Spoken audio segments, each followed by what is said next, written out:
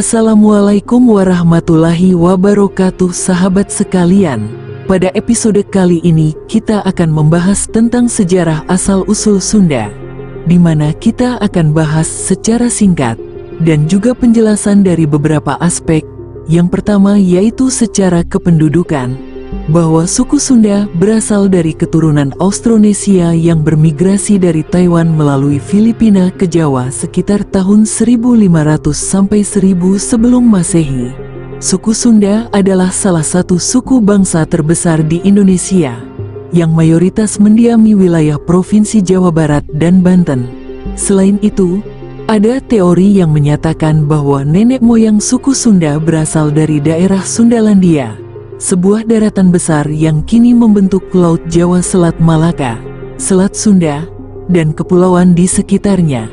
Yang kedua yaitu, secara etimologi dan penelusuran peninggalan sejarah, kata Sunda kemungkinan berasal dari bahasa Sanskerta yang bisa berarti cahaya atau air. Dalam naskah historis lainnya menyebutkan, Sunda merujuk pada ibu kota kerajaan Tarumanegara yang bernama Sundapura, sehingga masyarakat yang menghuni wilayah tersebut dikenal sebagai orang Sunda yang disebut sampai sekarang. Kerajaan Tarumanegara merupakan salah satu kerajaan tertua di Nusantara yang berada pada wilayah Sunda. Ini terbukti dari prasasti dan berita naskah kuno di negeri Tiongkok. Letak tepat kota Sundapura masih menjadi penelitian para ahli. Apakah di Jakarta, Bekasi atau Karawang sekarang?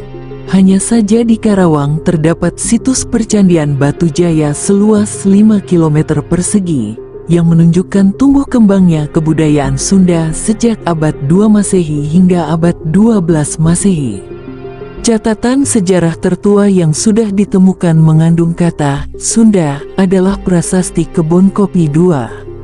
Seorang pakar arkeolog bernama FDK Bos, yang sempat mempelajarinya, menulis bahwa prasasti ini ditulis dalam bahasa Melayu kuno, dan pada prasasti tersebut diceritakan tentang seorang raja Sunda menduduki kembali tahtanya dan menafsirkan angka tahun peristiwa ini bertarikh 536 Masehi. Namun prasasti ini sudah hilang dicuri sekitar tahun 1940-an. Prasasti Kebon Kopi II atau Prasasti Pasir Muara atau Prasasti Rakrian Juru Pangambat adalah prasasti tertua yang menyebutkan toponimi Sunda yang berangka tahun 458 Saka atau tahun 536 Masehi, yang ditemukan di Desa Kebon Kopi, Bogor, tidak jauh dari Prasasti Kebon Kopi I dan dinamakan Kebon Kopi II, untuk membedakan dari prasasti pertama yang lebih dulu ditemukan. Prasasti ini bercerita tentang Candra Sengkala 854 Saka. Akan tetapi sejarawan menafsirkan bahwa Candra Sengkala ini dituliskan terbalik, yakni seharusnya dibaca atau bermakna 458 Saka atau sekitar 536 Masehi. Atas dasar pemikiran tersebut dinyatakan bahwa kerajaan Sunda sudah ada jauh sebelum periode kerajaan Tarumanagara berdiri, yaitu sekitar tahun 358 sampai 669 Masehi. Selanjutnya pada naskah-naskah Wangsakerta dari Keraton Cirebon, ditemukan pula informasi bahwa Purnawarman, salah satu raja besar Tarumanagara itu, memindahkan ibu kota Tarumanagara ke Sundapura. Lokasinya adalah sekitar di wilayah Jakarta dan Bekasi sekarang. Prasasti ini ditulis dalam aksara Kawi, namun bahasa yang digunakan adalah bahasa Melayu kuno. Para pakar melihat penggunaan bahasa Melayu sebagai tanda kekeluargaan pendiri dari Kerajaan Sriwijaya. Dapunta Sri dengan Tarusbawa yang sama-sama menantu dari Raja Tarumanagara dari kawasan Jawa Barat. Sejarawan Prancis Claude Guillot dari Lembaga Penelitian École Française d'Extrême Orient memperkirakan prasasti Kebon Kopi II ini mengacu ke pendirian Kerajaan Sunda. Dan pendapat ini senada dengan seorang sejarawan Australia M.C. Redcliffe mengikuti perkiraan ini dalam bukunya A History of Modern Indonesia since c. 1200. Nama Sunda juga pertama kali disebut dalam prasasti Kebon Kopi II ini, yang mana isi prasasti diantaranya berbunyi berikut ini. Memulihkan Hajiri Sunda. Dapat ditafsirkan bahwa sebelumnya telah ada Raja Sunda berdiri hingga akhirnya dipulihkan kembali kedaulatan kekuasaannya. Sedangkan nama dari Pangambat bermakna pemburu. Dapat ditafsirkan bahwa sang raja adalah seorang pemburu yang ulung.